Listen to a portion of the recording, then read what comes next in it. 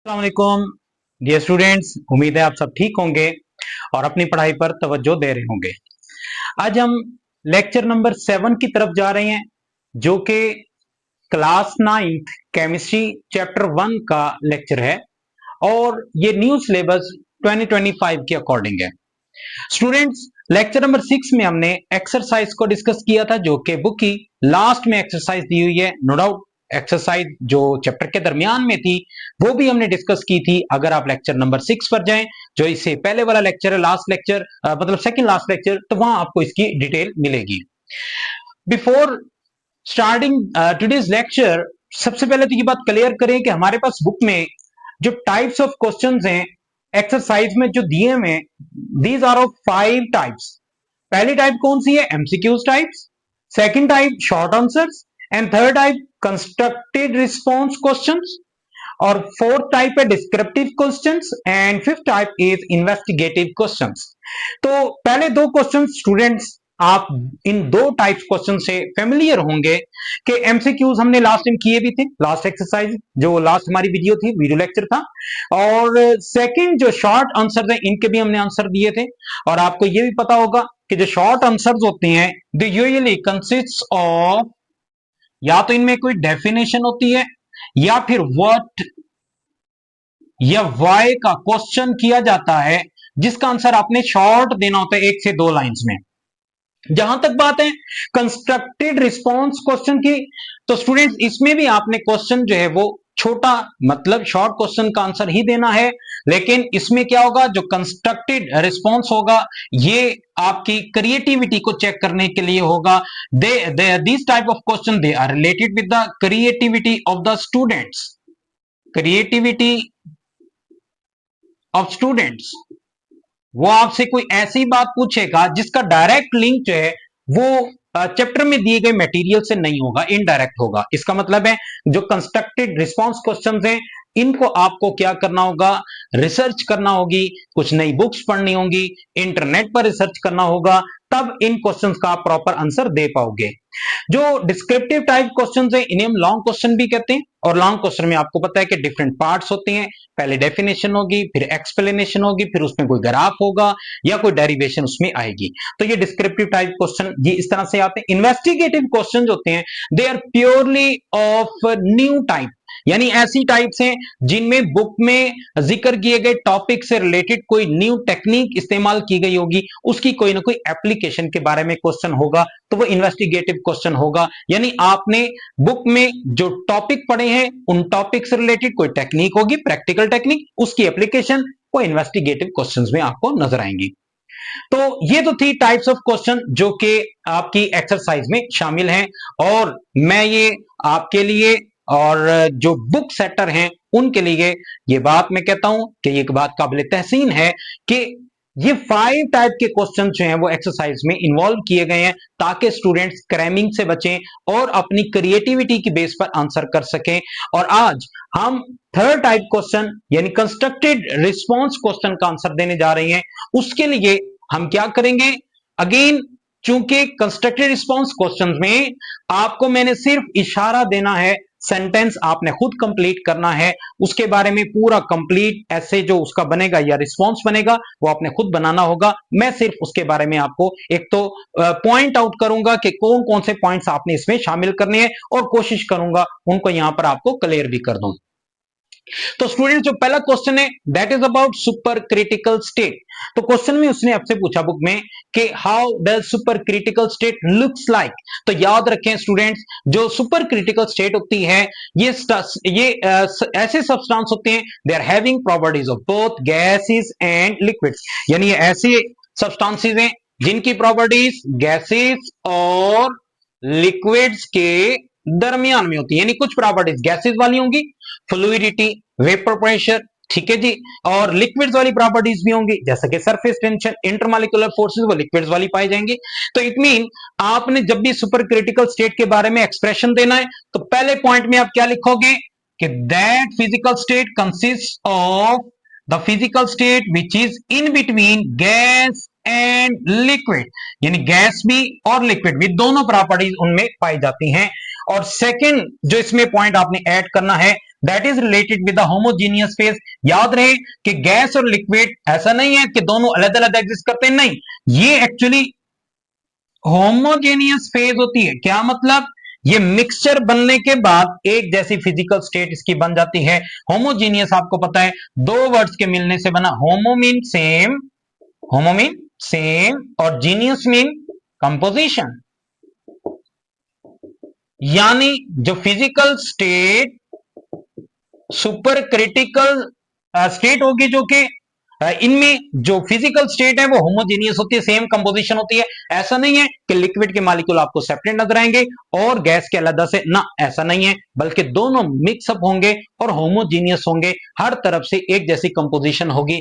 तो स्टूडेंट्स, ये constructive response question जो है यहां पर आपकी एक्सरसाइज का थर्ड टाइप का क्वेश्चन है, और उसका जो पहला क्वेश्चन का आंसर है वो हमने यहां पर लिखा, that is related with the super critical state, how it looks like. ये कैसी नजर आती है? तो आपने बताना है कि super critical state is in between gases and liquids and that state is homogeneous phase। मतलब गैस और लिक्विड दोनों उसमें एक जैसे तौर पर मौजूद होते हैं, वो कोई डिफरेंट हमें नजर नहीं आते। तो क्या बात आपको समझ आई स्टूडेंट्स? मैं एक बार फिर रिपीट करने लगा हूं, नहीं आप बताएंगे? चलें बताएं जी। हाँ जी, पहला पॉइंट क्या बताया अभी? जी बिल्कुल ठीक बताया आपने कि गैस और लिक्विड के दरमियान में फिजिकल स्टेट होगी। और सेकंड पॉइंट कौन सा है? जी बिल्कुल बिल्कुल ठीक कहा आपने, होमोजीनियस फेज। भाई थैंक यू, आपने इस तरह से रिस्पांस दिया। होमोजीनियस फेज बनेगी मतलब ये लिक्विड और गैस दोनों का मिक्सचर होगा। ये दो पॉइंट अगर आप ऐड कर देते इस क्वेश्चन में, आपका ये क्वेश्चन बेहतरीन सॉल्व होगा और एग्जामिनर किसी भी अंदाज से आपके क्वेश्चन डिडक्ट नहीं कर सकता। तो ये स्टूडेंट आपके लिए पहला क्वेश्चन हो गया। सेकंड क्वेश्चन की तरफ चलते हैं, क्रिएशन ऑफ प्लाज्मा। देखें, प्लाज्मा की जब बात आती है तो याद रखें, plasma is the mixture of neutral atom, ions and electrons. आपको याद होगा लास्ट लेक्चर में भी ये क्वेश्चन था कि सन में यानी सूरज में कौन सी फिजिकल स्टेट पाई जाती है, तो हमने आंसर दिया था उसमें प्लाज्मा पाया जाता है। और प्लाज्मा की कंपोजिशन क्या होती है? Plasma is made up of number 1 neutral atoms, ions, और वो एटम्स जो आयंस बने आखिर उन्होंने इलेक्ट्रॉन तो इजेक्ट करने हैं, वो जो इलेक्ट्रॉन इजेक्ट होंगे तो वो इलेक्ट्रॉन भी इसमें शामिल होंगे। तो तीन मेन कंपोनेंट होते हैं प्लाज्मा के, number 1 neutral atoms, number 2 ions and number 3 electrons. तो इट मीन हमारे सामने ये तीन चीजें आ गई, अगर इन तीन चीजों का मिक्सअप कर दें तो प्लाज्मा बनता है। यहां पर उसने आपसे पूछा हुआ है कि प्लाज्मा कैसे क्रिएट होता है, किसमें जी? फ्लोरेसेंट ट्यूब्स में। ये फ्लोरेसेंट ट्यूब एक्चुअली क्या होती है? तो स्टूडेंट्स याद रखें, fluorescent tube actually it is the glass tube, जिसके अंदर क्या होते हैं जी? एक लो प्रेशर पर हमने गैस को फिल किया हुआ है, लो प्रेशर ट्यूब है और इसके अंदर हमने गैस को फिल किया हुआ है। इस ट्यूब के अंदर दो इलेक्ट्रोड्स हैं, one is called cathode and other is called anode. Cathode को हमने नेगेटिव एंड से बैटरी से कनेक्ट किया हुआ है, और जो सेकंड यहां पर पोर्शन आपको नजर आ रहा है, this electrode is it is anode. ये एनोड आपको नजर आ रहा है। कैथोड से इलेक्ट्रॉन इजेक्ट हो रहे हैं। ये इलेक्ट्रॉन कहां से आए हैं जी? बैटरी के नेगेटिव टर्मिनल से। ये इलेक्ट्रॉन यहां से मूव कर रहे हैं, इलेक्ट्रॉन मूव कर रहे हैं, इलेक्ट्रॉन मूव कर रहे हैं। At the end they reached at cathode, cathode से आकर they are ejected from the cathode. Cathode से इजेक्ट होने के बाद जो गैस मॉलिक्यूल्स हैं वो इलेक्ट्रॉन उन गैस मॉलिक्यूल्स को आयोनाइज करते हैं। आयोनाइजेशन के बाद वो इलेक्ट्रॉन यहां से ट्रेवल करते हुए एनोड तक आते हैं। एनोड पर आने के बाद ये इलेक्ट्रॉन इस ट्यूब से आउटर लेयर में यानी आउटर वायर में, और ये वायर से होते हुए दोबारा से बैटरी के पॉजिटिव टर्मिनल तक पहुंच जाते हैं। इस दौरान क्या होता है जी? गैस आयोनाइज हो जाती है, और आयोनाइजेशन ऑफ गैस की वजह से इस ट्यूब के अंदर UV radiation, visible radiation produce होती हैं, और इसमें से लाइट प्रोड्यूस होना शुरू हो जाती है। जी स्टूडेंट, इस डायग्राम को देखकर कोई पिक्चर आपको याद आ रही हो कि इसमें से रोशनी निकल रही है? जी, आपके ज़हन में बिल्कुल वो एक ट्यूब का कंसेप्ट आ रहा होगा। एक ट्यूब लाइट, पुराने वक्तों की लाइट अभी भी कहीं कहीं पुरानी जगहों पर नजर आ जाती है। एक ट्यूब लाइट होती है, लंबी सी रॉड होती है जिसके अंदर जिसको इलेक्ट्रिसिटी प्रोवाइड करते हैं तो रोशनी प्रोड्यूस होती है। That tube light is actually fluorescent tube. और सेम प्रोसेस उसमें भी ऐसे ही होता है कि गैस लो प्रेशर पर मौजूद होती है, उसकी आयोनाइजेशन से प्लाज्मा प्रोड्यूस होता है। जी क्यों प्लाज्मा की बात कैसे आ गई? मैंने पहले डेफिनेशन आपको बताई कि plasma is actually the mixture of neutral atom, electrons and ions. तो इसका मतलब है कि तीनों चीजें यहां पर मौजूद होंगी, इलेक्ट्रॉन्स भी हैं, न्यूट्रल एटम्स भी हैं और आयंस भी हैं। तो ऐसी सूरत में हम कहते हैं कि आपके पास प्लाज्मा क्रिएट हो जाता है और इस प्लाज्मा की वजह से लाइट प्रोड्यूस होती है। तो लिखेंगे क्या, plasma is created when electric current passes through low pressure gaseous gases creating UV rays and glow from fluorescent tube।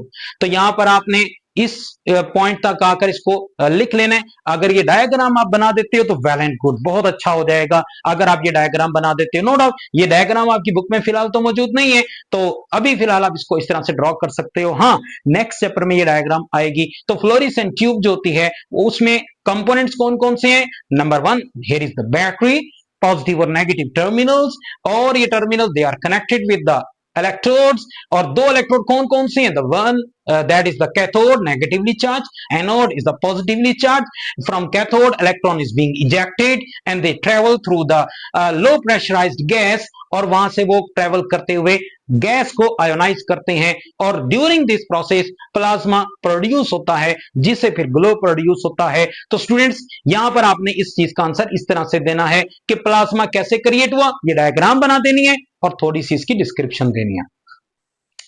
तो थर्ड क्वेश्चन की तरफ चलते हैं। Third question is about difference in biochemistry and organic chemistry. देखिए student, अगर आप third question की statement पढ़ते हैं बुक में, वो आपको बताते हैं कि there are some reactions which are involved in biochemistry although they are organic in nature। तो यहां पर एक कंसेप्ट याद रखें कि ऑर्गेनिक जो केमिस्ट्री है that is related with the study of organic compounds.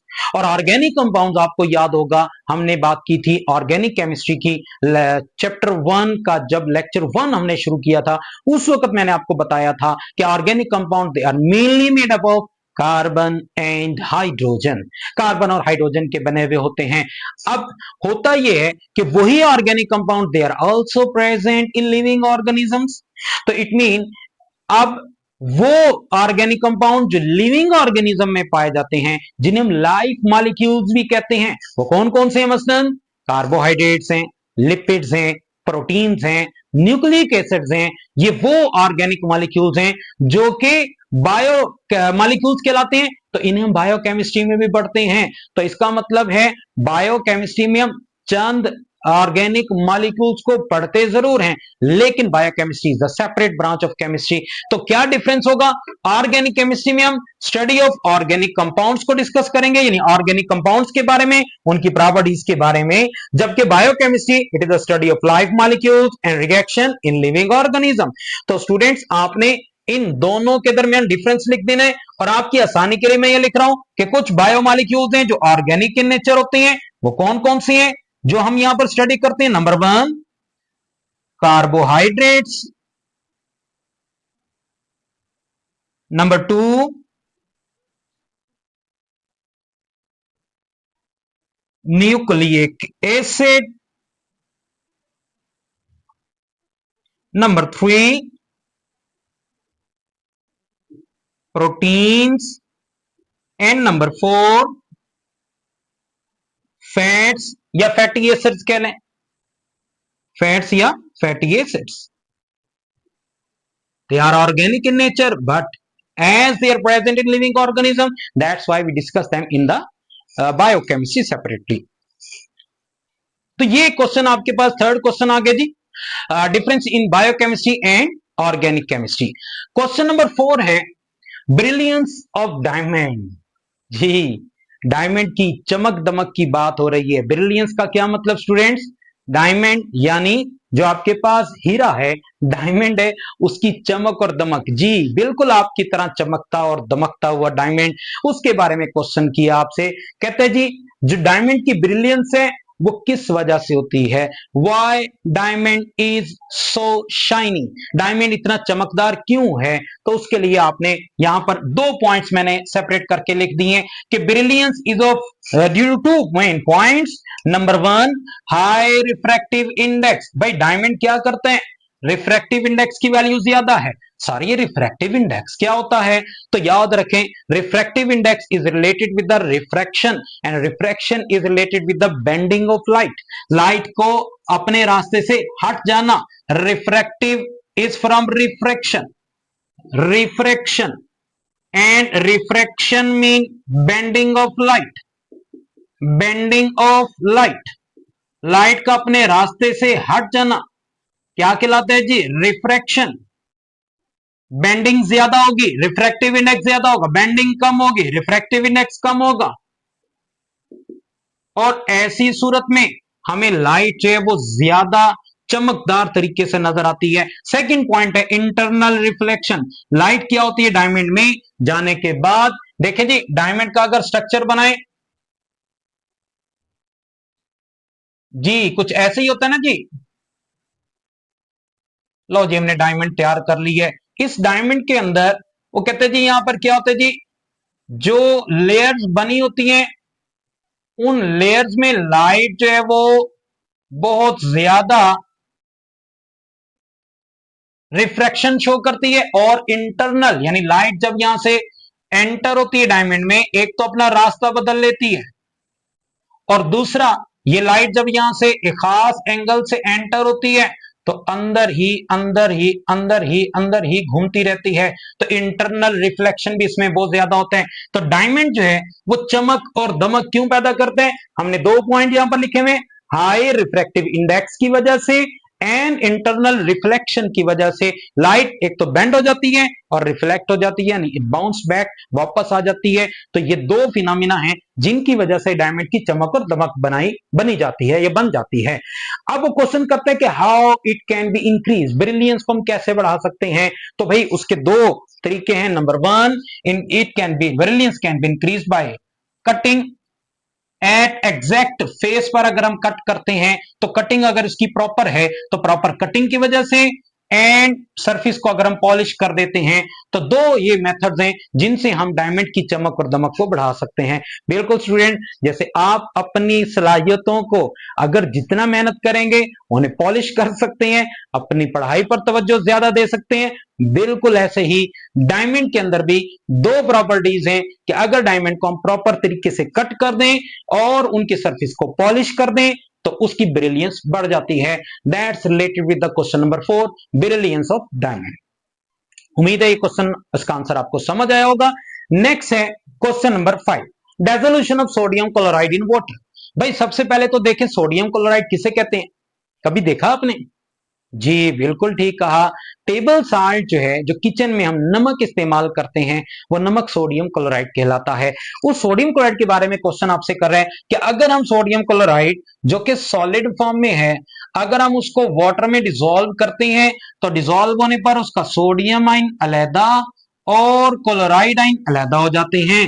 और यहां पर मैंने डायग्राम बनाई हुई है स्टूडेंट्स, ये डायग्राम अगर आप बना सके तो वेल एंड गुड, बहुत अच्छा हो जाएगा कि सोडियम आयन अलैदा और क्लोराइड आयन अलैदा। सोडियम आयन को भी वाटर मॉलिक्यूल ने सराउंड किया हुआ है, क्लोराइड आयन को भी water molecule they have surrounded the chloride molecule. तो भाई क्लोराइड आयन को भी उसने सराउंड किया, लेकिन एक फर्क है, पॉजिटिव चार्ज को वाटर मॉलिक्यूल नेगेटिव एंड से अट्रैक्ट कर रहे हैं, जबकि नेगेटिव आयन को पॉजिटिव एंड से अट्रैक्ट कर रहे हैं। यानी वाटर हैज डुअल नेचर, मतलब उसके पास पॉजिटिव एंड भी है और नेगेटिव एंड भी है।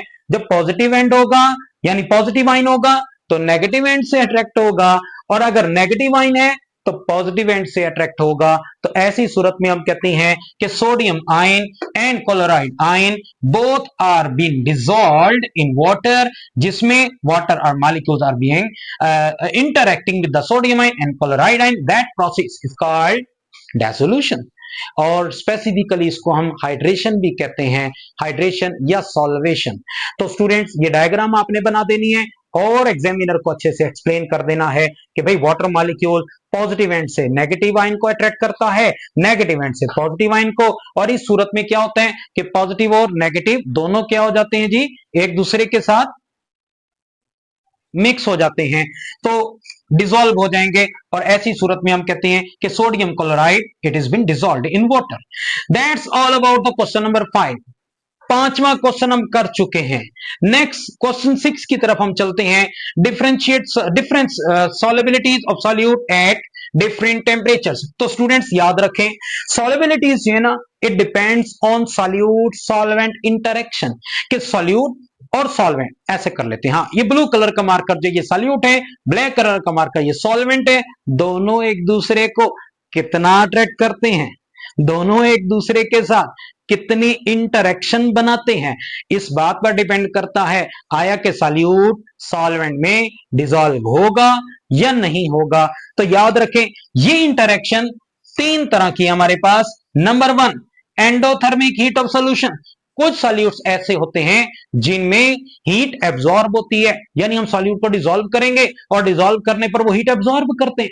इसकी वजह वो हम नेक्स्ट टॉपिक आएगा सॉल्यूशन वाले चैप्टर में, वहां हम इसका आंसर देंगे। तो आपने फिलहाल यहां पर याद रखना है there are three types of solutes. जी स्टूडेंट्स फिर बोलें कितने types, three types. Number one endothermic heat of solution, और सेकंड टाइप हमारे पास सॉल्यूट्स हैं जी एक्सोथर्मिक हीट ऑफ सॉल्यूशन वाले, और थर्ड टाइप है जिनकी जीरो हीट ऑफ सॉल्यूशन होती है। तो स्टूडेंट्स हमने कहा कि जो सॉल्यूट और सॉल्वेंट के दरमियान इंटरेक्शन है वो हमारे पास तीन तरह के सॉल्यूट्स आते हैं, जिनमें क्या होगा जी, हीट प्रोड्यूस होने की बजाय कंज्यूम होगी, तो इसे हम एंडोथर्मिक हीट ऑफ सॉल्यूशन कहते हैं। यानी इस दौरान अगर आप सॉल्यूट डिसॉल्व करोगे तो हीट एब्जॉर्ब हो जाएगी, सॉल्यूशन ठंडा हो जाएगा। सेकेंडली आपके पास यहां पर जो ऐसे सॉल्यूट्स हैं जिनको सॉल्वेंट में डिसॉल्व करें दे बिकम एक्सोथर्मिक, तो इसमें क्या होगा जी, एक्सोथर्मिक हीट ऑफ सॉल्यूशन बनती है, यानी हीट इवॉल्व होगी, टेम्परेचर ज्यादा हो जाएगा, सॉल्यूशन का टेम्परेचर ज्यादा होगा। और अगर हम बात करते हैं जी कि जीरो हीट ऑफ सॉल्यूशन, तो जीरो हीट ऑफ सॉल्यूशन के केस में हमारे पास यहां पर जो सोडियम क्लोराइड है ऐसा सॉल्यूट है जिसमें ना तो हीट इवॉल्व होती है और ना ही एब्जॉर्ब होती है, तो इस केस में हम कहते हैं ये हमारे पास जो सोडियम क्लोराइड है ऐसा सॉल्यूट है जिसकी हीट ऑफ सॉल्यूशन जीरो है। अब देखें जो solute endothermic heat of solution वाले हैं उनका अगर हम टेम्परेचर बढ़ाते हैं सॉल्युबिलिटी बढ़ेगी, डायरेक्टली प्रोपोर्शनल है। एंडोथर्मिक हीट ऑफ सॉल्यूशन वाले सॉल्यूट के लिए अगर हम टेम्परेचर बढ़ाएंगे सॉल्युबिलिटी बढ़ेगी, और अगर एक्सोथर्मिक हीट ऑफ सॉल्यूशन वाले सॉल्यूट के लिए टेम्परेचर बढ़ाएंगे सॉल्युबिलिटी कम होगी। और जो आपके पास जीरो हीट ऑफ सॉल्यूशन वाला सॉल्यूट है उसके लिए आपके पास टेम्परेचर बढ़ाएं या टेम्परेचर कम करें उसकी सॉल्युबिलिटी पर कोई असर नहीं होता। एग्जांपल्स कौन कौन सी हैं, अमोनियम क्लोराइड, पोटेशियम आयोडाइड, ये दोनों सॉल्यूट ऐसे हैं हम इनको जब सॉल्वेंट में डिसॉल्व करते हैं तो ये हीट को एब्जॉर्ब करते हैं। और अगर एक्सोथर्मिक हीट ऑफ सॉल्यूशन की बात करें सोडियम कार्बोनेट के केस में सोडियम कार्बोनेट और लिथियम कार्बोनेट ये दो सॉल्यूट ऐसे हैं जो कि क्या शो करते हैं जी, एक्सोथर्मिक हीट ऑफ सॉल्यूशन। और अगेन सोडियम क्लोराइड ऐसा सॉल्यूट है जिसकी हीट ऑफ सॉल्यूशन जीरो है, तो जीरो हीट ऑफ सॉल्यूशन की वजह से हम कहते हैं उसकी सॉल्युबिलिटी पर टेम्परेचर चेंज करने से कोई असर नहीं होता। तो स्टूडेंट्स आप इसका डेली लाइफ पर इंपैक्ट देखें, सोडियम क्लोराइड जो कि टेबल साल्ट है, आपके घर में किचन में काम करने वाली खातून जो आपकी वालदा हो सकती हैं, आपकी सिस्टर हो सकती हैं, आप खुद हो सकते हैं, अगर आप ये बात सोचें कि सोडियम क्लोराइड जो कि हमारे पास हीट ऑफ सॉल्यूशन जीरो है उसकी, अगर हम हाई टेम्परेचर पर उसको डिसॉल्व करें तो फौरन से दिमाग में आता है कि हाई टेम्परेचर पर ज्यादा सोडियम क्लोराइड डिसॉल्व होगा, जबकि हकीकत में ऐसा नहीं है। सोडियम क्लोराइड टेबल साल्ट जो है जितना लो टेम्परेचर यानी रूम टेम्परेचर पर डिसॉल्व होगा उतना ही हाई टेम्परेचर पर डिसॉल्व होगा। हाँ ये बात जरूर है कि हाई टेम्परेचर पर जो टाइम ऑफ डिसोल्यूशन है वो कम हो जाता है, जल्दी डिसॉल्व हो जाएगा लेकिन मिकदार उसकी वही होगी। फॉर एग्जांपल हम कहते हैं 100 ml वाटर में 35 ग्राम सोडियम क्लोराइड डिसॉल्व होता है रूम टेम्परेचर पर, तो हाई टेम्परेचर यानी 90 डिग्री 100 डिग्री पर भी 100 ml अगर वाटर होगा तो उसमें 35 ग्राम ही डिसॉल्व होगा, ज्यादा क्वांटिटी डिसॉल्व नहीं होगी। हाँ अगेन मैं बता रहा हूं टाइम ऑफ डिसोल्यूशन डिक्रीज हो जाता है। That's all about question number 6। तो क्वेश्चन नंबर 7 की तरफ आते हैं। क्वेश्चन 7 कहता है जी crystallisation of potassium nitrate and sodium chloride. तो स्टूडेंट्स याद रखें पोटेशियम नाइट्रेट और सोडियम क्लोराइड के बारे में उसने आपसे पूछा। उसने कहा जी पोटेशियम नाइट्रेट को आप क्रिस्टलाइज कर सकते हो, उसके क्रिस्टल बना सकते हो, जबकि सोडियम क्लोराइड की जब बारी आती है तो सोडियम क्लोराइड के केस में आप उसको क्रिस्टलाइज नहीं कर सकते। वजह यह है कि सोडियम क्लोराइड की अभी हमने बात की, यहां पर इस पॉइंट पर हमने कहा कि जहां पर आपके पास सोडियम क्लोराइड क्या उसकी जो सॉल्युबिलिटी है वो टेम्परेचर इंडिपेंडेंट है, आप टेम्परेचर बढ़ाएं टेम्परेचर कम करें सोडियम क्लोराइड की सॉल्युबिलिटी पर कोई असर नहीं होता, जबकि क्रिस्टलाइजेशन के लिए पहला असूल यही है कि क्रिस्टलाइजेशन हमेशा उस सॉल्यूट की होगी जिसकी सॉल्युबिलिटी लो टेम्परेचर पर कम हो, हाई टेम्परेचर पर ज्यादा हो। हम हाई टेम्परेचर पर ले जाकर उसको ज्यादा अमाउंट सॉल्यूट की डिसॉल्व करेंगे, फिर जब उस सॉल्यूशन को ठंडा करेंगे तो ठंडा होने पर जो एक्स्ट्रा सॉल्यूट होगा वो क्रिस्टल्स की फॉर्म में सेपरेट हो जाएगा। तो यहां पर ये बात याद रखें, चूंकि potassium nitrate positive heat of solution है, इसकी टेम्परेचर बढ़ाने से सॉल्युबिलिटी बढ़ेगी, अमाउंट ऑफ सॉल्यूट ज्यादा डिसॉल्व होगा, उसको जब हम ठंडा करेंगे, ठंडा करने पर उसके क्रिस्टल्स बन जाएंगे, जबकि सोडियम क्लोराइड के केस में ऐसा नहीं है। तो सोडियम क्लोराइड को किस तरह से हम प्योरीफाई कर सकते हैं, इनके क्रिस्टल कैसे बना सकते हैं, क्रिस्टलाइजेशन जो कि टेम्परेचर डिपेंडेंट एक प्रोसेस है वो तो यहाँ काम नहीं करता। तो स्टूडेंट उनके लिए इस काम के लिए सोडियम क्लोराइड को क्रिस्टलाइज करने के लिए हमारे पास एक और टर्म है जिसको हम कॉमन आयन इफेक्ट कहते हैं। ये कॉमन आयन इफेक्ट क्या है, ये आप फर्स्ट ईयर में जाकर पढ़ोगे, ठीक है जी, केमिस्ट्री से जब वहां फर्स्ट ईयर में शुरू करोगे वहां पर इसका जिक्र आएगा। खैर, that's all about question number 7 कि क्रिस्टलाइजेशन पोटेशियम नाइट्रेट की हो सकती है, सोडियम क्लोराइड की नहीं हो सकती, बिकॉज सोडियम क्लोराइड है zero heat of solution while potassium nitrate है positive heat of solution. Next question number 8 की तरफ आते हैं students. Question number 8 is about graphite, use of graphite as lubricant.